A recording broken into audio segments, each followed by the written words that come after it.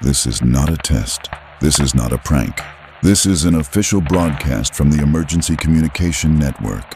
Stay calm. Listen carefully. Your life may depend on it. If your phone rings tonight, count the rings. 1, 2, 3, 4. If it reaches 5, do not answer. Do not let it finish the 5th ring. 3 nights ago, we received the first case. A girl in Block D answered her phone on the 5th ring. No caller ID, no sound, just silence. Then she vanished. No door opened. No trace was found. Her parents remember raising a daughter, but all photographs, clothes, and memories gone. Like she was erased. And she wasn't the only one. In the last 72 hours, 12 more people have disappeared the same way. Same time, same call. Always the 5th ring. Some say they hear whispers just before it rings. Others say their screens bleed light. Some try to record the sound, but the devices fry instantly. What's behind the call? We don't know. But one survivor, yes, only one, said this before falling unconscious. The ring, it isn't calling you, it's calling to you. Scientists believe it's not from any phone network. It's older, not man-made, not human. The signal originates from beneath the earth. Something buried, something waking. If your phone rings tonight and you see no name, no number, do not let it ring 5 times. Shut off your device. Smash it. Leave your home if you have to, because once it rings 5 times, something hears it, and it finds you. And when you answer, it answers back. Final reminder, do not listen. Do not wait. Do not answer. Because the 5th ring isn't a call. It's an invitation. This broadcast will not repeat. They're listening now. Attention residents of Hollow Ridge. If a new street lamp has appeared on your block overnight, do not approach it. This is not an infrastructure upgrade. This is a containment breach. The first known appearance occurred on Elm Street, 2:17 a.m. Surveillance footage shows no installation crew, no truck, no shadows, only a single flicker where nothing had been. And then the lamp stood. It looks normal, maybe a little too normal. A smooth, matte black pole. A bulb that flickers once, then stays cold white. It hums, but only when you're alone. Reports from neighbors say the lamp faces toward windows. Some residents swear they've seen it tilt slightly. One man says it adjusted when he moved his blinds.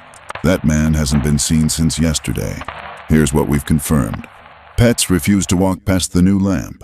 All security cameras aimed at it go dark. Standing beneath it causes time distortion. One child claims she stood there for a minute, but was missing for 2 hours. If you pass it at night, you might hear a clicking sound. It's not mechanical, it's teeth.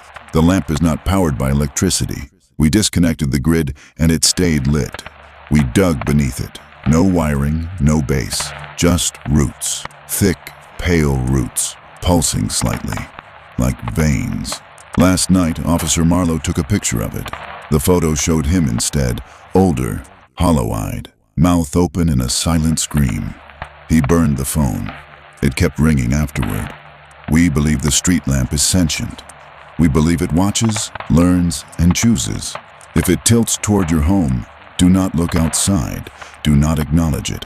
Most importantly, do not answer if it starts whispering your name. This is not a malfunction. This is an invasion. And it's already spread to 3 more neighborhoods. Transmission ends. Attention. This message concerns a critical anomaly in birth records across several districts. If you've always believed you were an only child, we urge you to proceed with caution. Last night, thousands of citizen files updated simultaneously. Each entry contained a new field: sibling, status, unknown, location, proximity.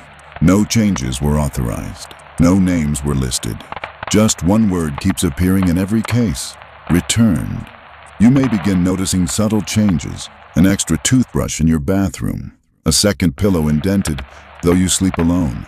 Childhood photos with shadows that weren't there before. Ask your parents. They'll pause too long before answering. Some will deny it entirely. Others will whisper, "We promised never to speak of them again." One woman in Sector 3 reported hearing laughter under her bed. Familiar, but not hers. Another man says his mirror sometimes shows two reflections, both moving independently. The Department of Housing found attic doors open from the inside. Basements had footprints too small to be adult, too long to be a child, and always bare. Security footage is failing. In one case, a woman disappeared mid-recording, replaced by a blurred figure with her voice but wrong posture. She later returned home with no memory of leaving. Here's what you need to know. Do not respond to voices calling you little brother or big sister. If you find two of anything, beds, shoes, toothbrushes, and you live alone, dispose of neither. If your door creaks open at night and someone crawls into bed beside you, pretend to be asleep. They only get curious when you notice. And if you see a child that looks exactly like you did, don't run. They've waited too long for your reunion. You were never alone. You were just the one who stayed. To all residents, this is a public warning regarding a growing series of incidents tied to mirror behavior between the hours of 12 o'clock a.m. and 3 o'clock a.m. If you have the habit of waving at your reflection during this time, stop immediately. The anomaly begins small. A hesitation in your reflection. A blink that's half a second too late. At first, you'll dismiss it as sleep deprivation, but that's exactly when they notice you. The phenomenon has been officially recorded in 29 households so far.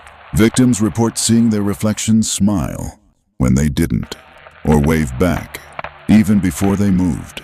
Once this happens, the reflection starts acting independently, learning how to mimic better, faster, and more convincingly. By the third night, you'll feel watched from inside the mirror. Do not turn your back, do not wave again, and above all, do not speak to it. Investigators found fingerprints inside the glass, perfectly matching the victim, but reversed. One man shattered his bathroom mirror to escape the feeling. 3 hours later, he was found staring into a puddle with a frozen grin, whispering, "He's free now." Here's what you need to remember. Cover all reflective surfaces after midnight, especially full-length mirrors. If your reflection doesn't move in perfect sync, avert your eyes. Do not acknowledge it. That gives it permission. If you see your reflection waving when you're perfectly still, you have exactly 10 seconds to leave the room and close the door behind you. Mirrors are not just glass, they're doors. And some doors swing both ways. Stop waving, stop smiling, because one night, it might step out to wave at you. This notice will not repeat. Warning number 13. Under no circumstances should the old cafeteria door in East Wing Hall B be unlocked. To all faculty, staff, and after-hours personnel, this is not a drill. The door at the end of the East Wing hallway, the one sealed in 1997 and painted over twice, must remain locked at all times. If you see it ajar, if you hear noises from behind it, do not approach. Leave the building and report immediately. Here's what we know.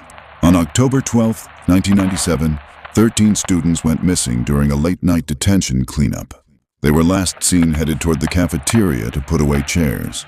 No bodies were found, just a mess of trays on the floor and a trail of footprints that led into the walk-in freezer and didn't come back out. After that night, faculty started hearing things, metal clanging when the kitchen was empty, laughter from children who weren't enrolled, a soft voice whispering from behind the freezer door, "We're still hungry."